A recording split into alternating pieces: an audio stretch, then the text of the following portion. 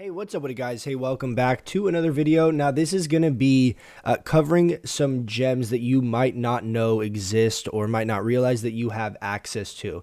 Now, I'm going to be covering 3 gems that we're going to be using in our BIS. Now, this is specifically for our BIS setup as balanced druids. However, obviously having access to these gems is relevant for every class that you guys might be playing.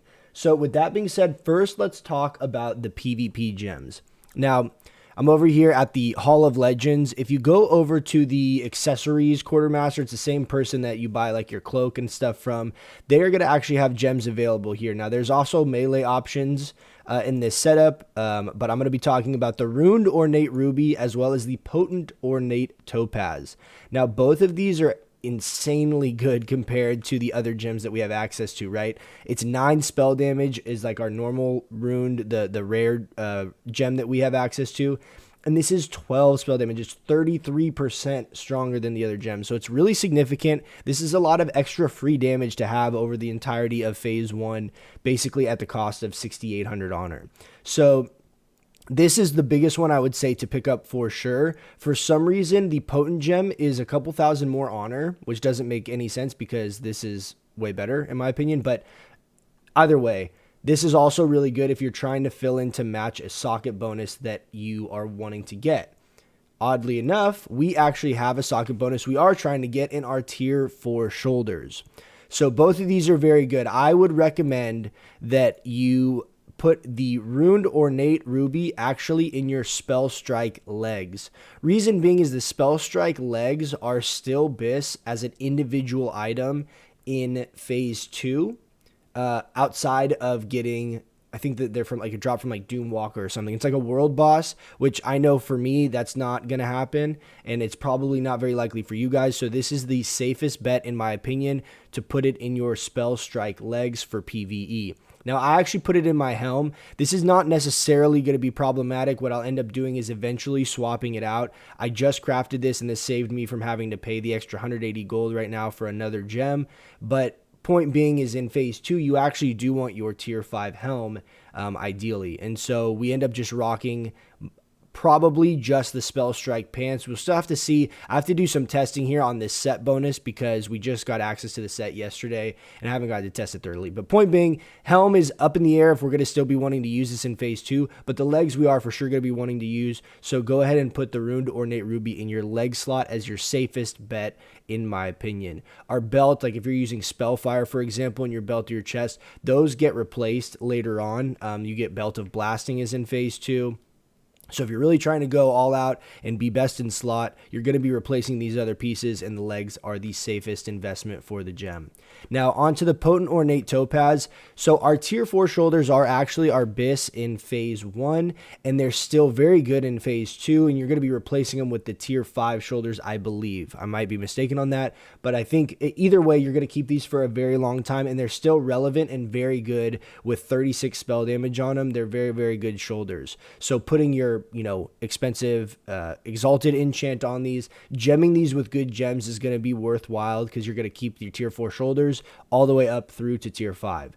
So you have a yellow slot and a blue slot here. Now, obviously the Potent Gem being an orange gem is going to fill this slot. And the reason this is a significant piece to put it on is because a 4 spell damage socket bonus is actually very good. If you can make it where it works out with the gems, it's actually worth doing because you actually end up net positive as far as the actual stats that you're getting from that piece. You see on Spell Strike, it's 6 stamina.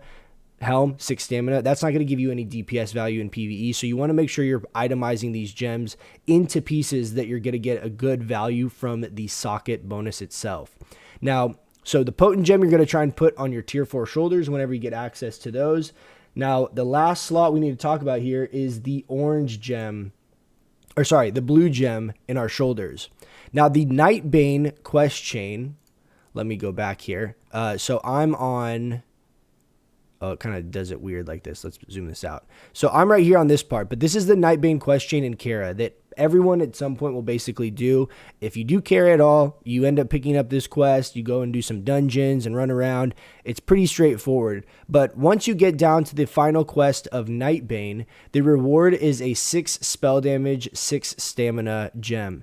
So this is actually going to give you a lot of value if you're able to put it into a piece of gear that's going to give you spell damage for taking that hit, right? Because if we're using a 9 spell damage gem and we're able to make this set bonus work, we got 6 spell damage from the gem and the extra 4 from the socket bonus. So rather than just a 9 spell damage gem that's going to waste the socket bonus, we're getting 10 spell damage by making that work if we can use a gem like this that has that little bit of extra spell damage. Now, you're only going to get one of these from this quest, so this is why I wanted to make this video and point this out, is that I would save this gem for your tier 4 shoulders, as that's the piece you're really going to get a lot of value from it, being the socket bonus being very good, and the fact that you're going to be using this piece of gear for a long time. So that's my plan. Infused Amethyst here in the blue socket, then the PvP Potent Gem in the yellow socket, getting that set bonus, and then basically everything else we're gemming with the 9 spell damage.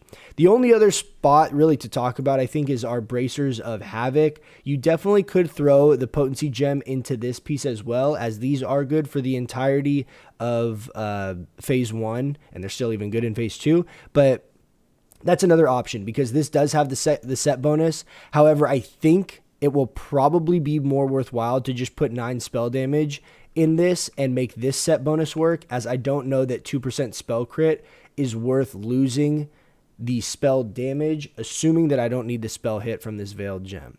That's kind of a longer, more nuanced conversation, but point being, I just wanted to throw that out as an option. These are relatively easy to get. These are your best in slot, so this is another safe bet to put this Potency Gem if you're not having luck getting your tier 4 shoulders, as you're going to keep this piece of gear for basically the entirety of Phase 1 and probably a good chunk of Phase 2.